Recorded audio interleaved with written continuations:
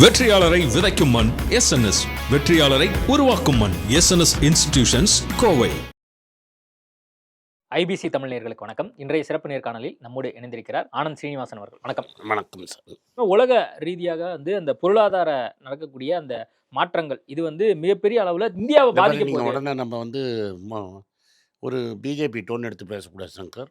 இந்தியாவில் இந்த ஈரான் வரத்துக்கு முன்னாடியே 20% ரூபா அதிபாதாளத்துக்கு போயிடுச்சு. இதனால் ஈரானால் போச்சுன்னு நம்ம சொல்ல முடியாது. ஈரானுக்கு முன்னாடியே ரூபாயின் மதிப்பு 20% கவுந்துருச்சு. எவ்வளோ கவுந்துருச்சு? 20%. 70 ரூபா இருந்தது 80 ரூபா 85 ரூபாய்க்கு வந்துருச்சு. 82 97 வரைக்கும் தான் இந்த பீரியடில் போயிருக்குது. அதனால் இந்த பொருளாதார நெருக்கடிங்கிறது முன்னாடியே வந்தது. அண்ணாமலையும், அப்போ அண்ணாமலை அங்கே தானே இருந்தார், அண்ணாமலையும் அவரோட முதலாளி அமித்ஷாவும் அவரோட முதலாளி மோடி அவர்களும் முழு பூசணிக்காவை சோத்தில் மறைச்ச மாதிரி மக்கள்கிட்ட உண்மையை மறைச்சாங்க. இப்போ நான் கேட்குறேன், அண்ணாமலையை பற்றி நம்ம பேசினோம். மயிலாப்பூர் பெனிஃபிட் ஃபண்டில் கொள்ளை அடித்த ஆள் பிஜேபிக்கு எம்பி சீட்டு கொடுத்தாங்க. அப்போ அவர் தானே பிஜேபி தலைவர். அவர் ஏதாவது சொன்னாரா? ஏதாவது பிடிச்சி கொடுத்தாரா? இல்லை மயிலாப்பூர் மக்களுக்கு ஏதாவது காசு வாங்கி கொடுத்தாரா? இல்லை பொருளாதாரத்தை பற்றி ஏதாவது பேசினாரா? $40 கச்சா எண்ணெய் நடந்தபோது $100 விற்றும்போது வாயை அசைச்சாரா? இதுக்கு எல்லாமே காரணம் என்னென்னா, கச்சா எண்ணெய் $40 விற்கிறச்சா மக்கள்கிட்ட காசை கொடுக்காம வரியாக போட்டு முழுங்கி சாப்பிட்டது அரசாங்கம், சென்ட்ரல் அரசாங்கம். இந்த பணத்தை எடுத்து பெரும் முதலாளிகளுக்கு வரி சலுகை கொடுத்தீங்க. அதனால் சிறு தொழிலை அழிச்சிங்க. அது உங்களுக்கும் தெரியும், எனக்கும் தெரியும். முதல்ல டிமானிட்டைசேஷன் ஒரு தப்பான முடிவு. கரோனா போது நீங்கள் யாருக்கும் சப்போர்ட் பண்ணாலும் அது 2வது தப்பான முடிவு. மற்ற ஊர்லலாம் மக்களுக்கு நேராக பணம் கொடுக்கப்பட்டது, இங்கே பணம் கொடுக்கப்படலை. இது 2வது தவறு. 3வது தவறு, ஜிஎஸ்டியை தவறாக இம்ப்ளிமெண்ட் பண்ணி பணக்காரனையும் பெரிய ரிலையன்ஸ் அம்பானியும் பால் கவர் கலெக்ட் பண்ணி ப்ராசஸ் பண்ணுறவனையும் ஒரே இடத்துல வச்சு பார்த்தது. இது மாதிரி வரிசையாக தவறு மேலே தவறு பண்ணியிருக்கிறீங்க. இப்போது ஈரான் ப்ராப்ளம்னால கச்சா எண்ணெய் விலை ஏறும்போது திரும்பி அந்த சுமையும் மக்கள் மேலேயே போடுது.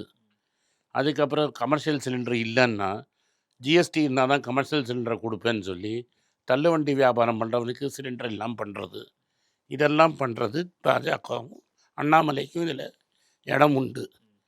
அதனால் இந்த அரசாங்கம்ங்கிறது ஒரு 5-6 வருஷமாகவே பெரும் முதலாளிகளுக்கு வேலை செஞ்ச அரசாங்கம். சரி, இந்தியாவில் இப்போ நான்லாம் உயிர் வாழணும் அல்லது நான் சர்வே பண்ணணும், ஏழை மக்கள்லாம் அடுத்த சில ஆண்டுகள் எப்படி கையாளணும், பொருளாதாரத்தை அவங்க எப்படி ஹேண்டில் பண்ணணும், என்ன பண்ண முடியும்? இந்தியாவில் இப்போ காக்ரோச் ஜனதா பார்ட்டி அப்படின்னு ஒன்று உருவாகி அந்த லீடர் இன்னைக்கு கார்த்தால நாளைக்கு எதிரேன்னு வராரு, யூஎஸ்லேன்னு வராரு.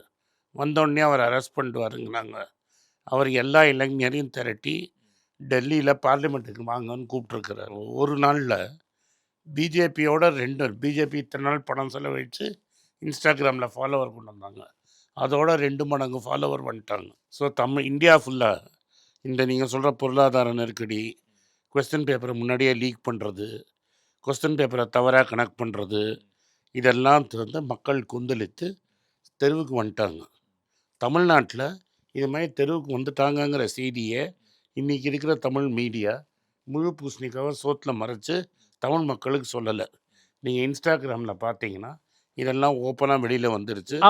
6ஆம் தேதி அன்னைக்கு டெல்லியில் ஒரு பெரிய இளைஞர்களால் அவங்களுக்காக அமைக்கப்பட்ட கூட்டம், ஜென்சிங்கிறாங்க, 20-25 வயசு இருக்கிற பசங்க அவங்களா தெருவில் இறங்கி வராங்க.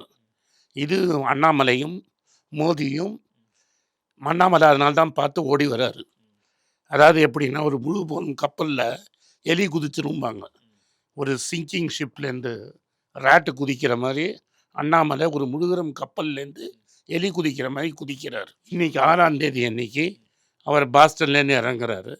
சில பேர் என்ன சொல்கிறாங்கன்னா, பாஸ்டன்லேயே அவர் அரெஸ்ட் பண்ணிவிடுவாங்க, டெல்லியிலேருந்து அரெஸ்ட் பண்ணி நேராக கொண்டு போய் திகார் ஜெயிலில் வைப்பாங்க.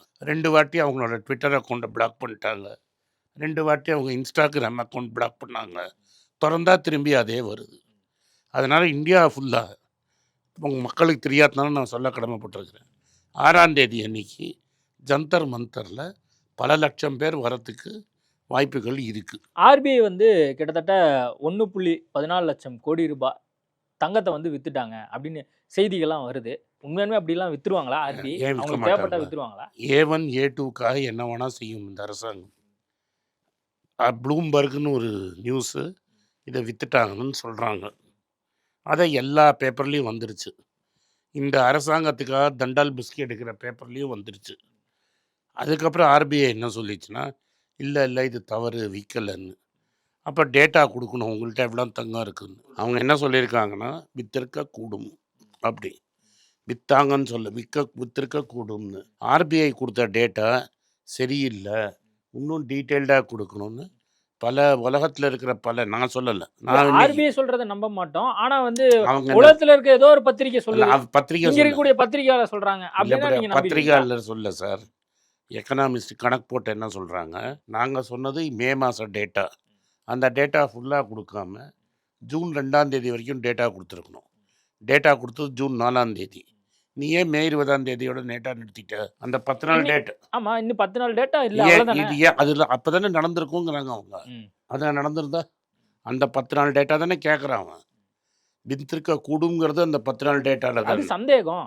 சந்தேகமான நீ தானே நிறுத்து. நான் இப்போ வந்து சீசர்ஸ் இந்தியாவில 130 கோடி பேர் இருக்காங்க சார். சரி, 130 கோடி கேட்டு நீங்க ஒரு விஷயத்தை கேட்டீங்கன்னா ஒவ்வொருத்தரும் ஒவ்வொன்று அப்போ சார் சொல்லுவாங்க. நான் என்ன கேட்குறேன், நீ வந்து எங்கள் நகையை நீ வச்சிருக்கன்னு கொடுத்துருக்கோம்.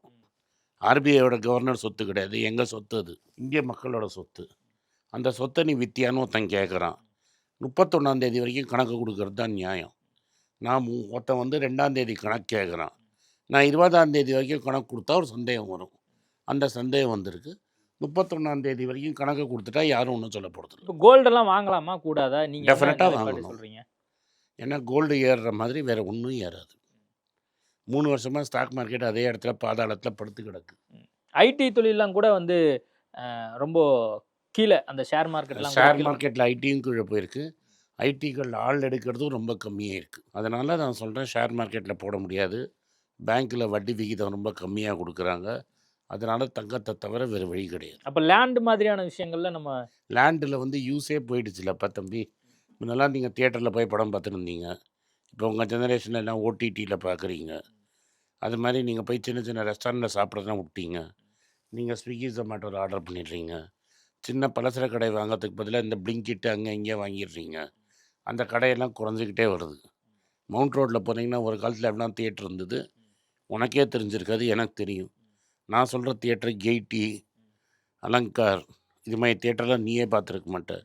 வில்லிங்டன், இது மாதிரி தியேட்டர்லாம் இப்போ இல்லை. சிவாஜியோட சாந்தி தியேட்டரே இல்லை இப்போ.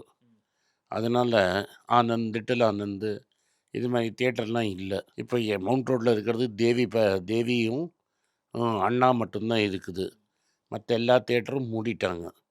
இதில் நம்ம என்ன தெரிஞ்சுக்கணுன்னா, ரியல் எஸ்டேட்டு ஃபியூச்சர் கிடையாது. மால்லையே இப்போ நீங்கள் எக்ஸ்பிரஸ் மாலுக்கு போனீங்கன்னா பாதி கடை காலியாக இருக்குது. ரைட்டுங்களா? ஒர்க் ஃப்ரம் ஹோம் பண்ணணுன்னு பிரதமரே சொல்கிறாரு. அப்போ ஆஃபீஸ் ஸ்பேஸுக்கும் இல்லை. லேண்டை வாங்கின வீடு காலியாக இருக்குது. நிறைய வீடு வாங்க முடியாது, வாடகை கம்மி வாடகையில் இருக்குது.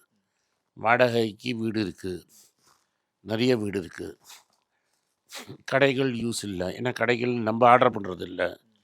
சினிமா பார்க்க நீங்கள் போகிறது கிடையாது. ரியல் எஸ்டேட்டை வச்சு நான் என்ன பண்ணுறேன்? இப்போது ஒரு பக்கம் பெட்ரோல் டீசல் விலை அதிகமாயிட்டே இருக்குது, கேஸ் தட்டுப்பாடு வந்துருச்சு, கோல்டும் வந்து அதிகமாயிட்டே இருக்குது. நீங்கள் சொல்லுங்கள், ஒரு பொருளாதார நிபுணரா அடுத்த சில மாதங்கள் சில வருடங்களை ஒரு சாமானிய மக்கள் எப்படி வந்து இதை கையாள போகிறாங்க?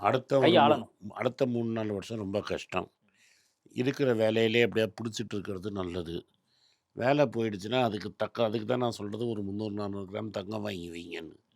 எங்கேயாவது அடுத்த 6 மாதத்துக்கு வேலை கிடைக்கலன்னா தங்கத்தை ப்ளெஜ் பண்ணி அங்கே வேலைக்கு போடணும், வேலையை தேடிக்கிற வரைக்கும். அதே மாதிரி இன்னும் மற்ற ஸ்கில்ஸை டெவலப் பண்ணிக்கங்கன்னு நான் திரும்பி சொல்கிறேன். இப்போ நீங்கள் ஐடியில் இருக்கீங்கன்னா லேட்டஸ்ட்டாக என்ன இருக்குது, ஏஐயில் ஏதாவது கற்றுக்க முடியுமா அப்படிங்கிறத பார்த்துக்கணுங்கிறது தான் என்னோட கருத்து. ஓகே சார், நிறைய விஷயங்கள் குறித்து பேசியிருக்கோம். நேர்காணல் கொடுத்ததுக்கு மிக்க நன்றி. நன்றி. வெற்றியாளரை விதைக்கும் மண் எஸ்என்எஸ், வெற்றியாளரை உருவாக்கும் மண் எஸ்என்எஸ் இன்ஸ்டிடியூஷன்ஸ், கோவை.